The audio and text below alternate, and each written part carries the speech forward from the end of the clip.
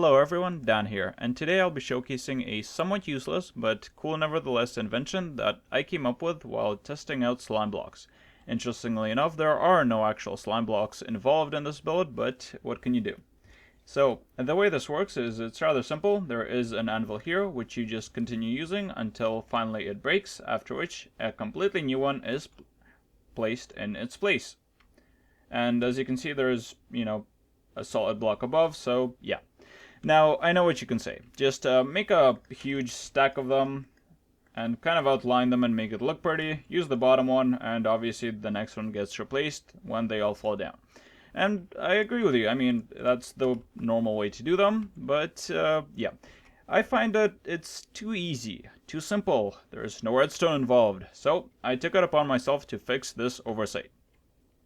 Instead, I use a very interesting interaction that falling entities have with blocks, specifically when combined with a zero-tick pulse generator. So here we go. Let me actually start off with showing you this zero-tick pulse generator. I actually already showed this in the player launcher video that I made, or my variation of it, in case you want to be technical, but it's rather simple. The way this works is this power, or this redstone line, powers both the piston and the block.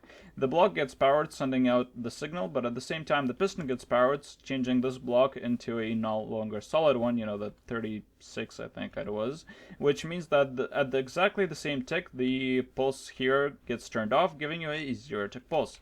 So if you place a block here and provide power, the block just kind of instantly moves from here to here without actually turning into the block 36, which is very valuable in certain circumstances, this one being one of them.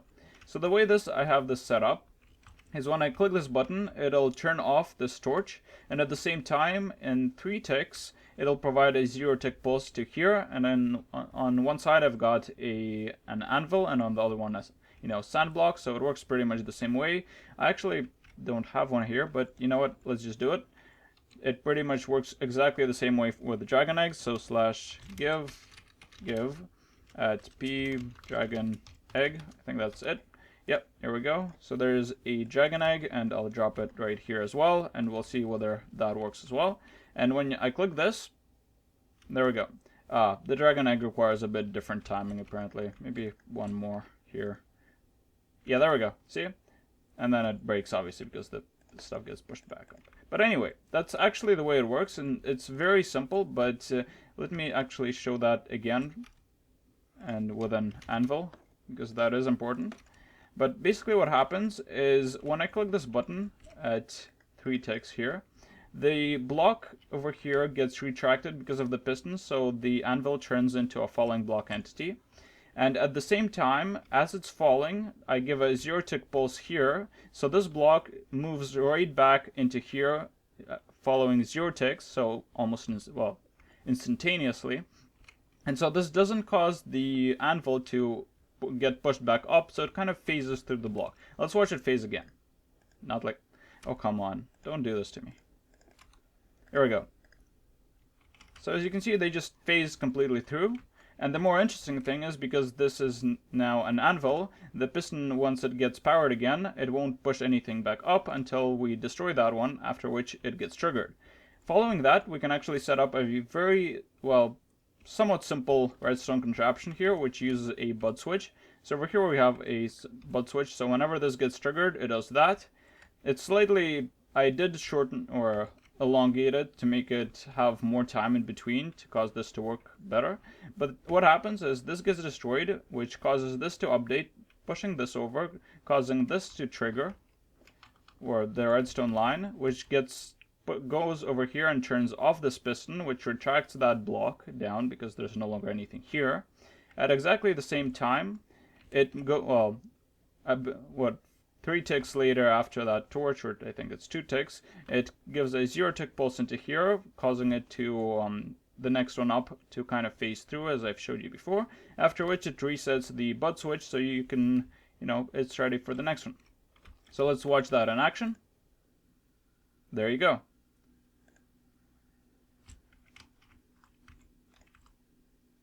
Yeah, rather simple. It's very easy to build. Anyone who's actually interested in this, here's the tutorial portion of it. Anyone who's not, you can probably just close off the video right here because, you know, that's about it.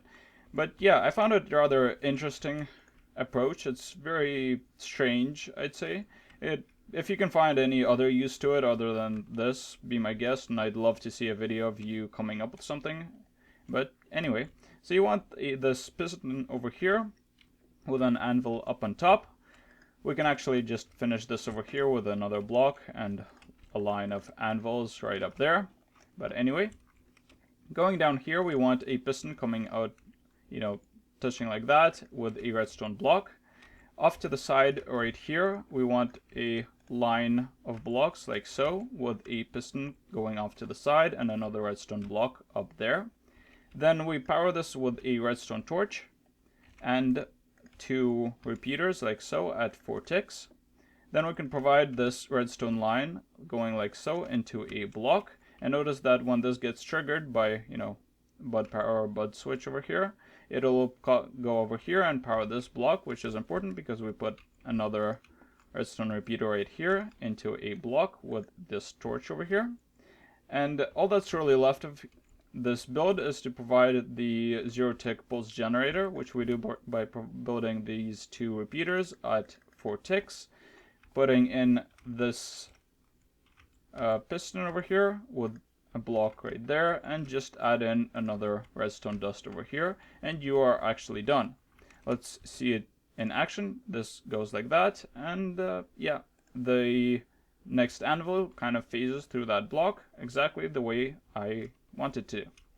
So there you go. Hope you enjoyed that. If you did like the video, then leave a like. If you want to see more, and I've got a horde more actually, this isn't even barely part of it, then subscribe, and I have lots of other videos which you may find interesting. I will leave this though. If you're gonna be building this, do not place a block here because it'll break the design, because for some reason this will kind of backfire the piston or something and cause this to fail. Do not ask, it just works that way. I have no idea why. I think that this one would still work if you have, yeah, this one here would be fine. But if we place this block here, let's just show you that, then what happens is this. I have no idea why, but it does, so don't place that block. Although if you, which is sort of the reason I have, you know, staircases and whatnot there. And yeah, you can use glowstone if you want. But anyway, this is Dan, and I'm signing off. See you guys. Hope you enjoyed the video.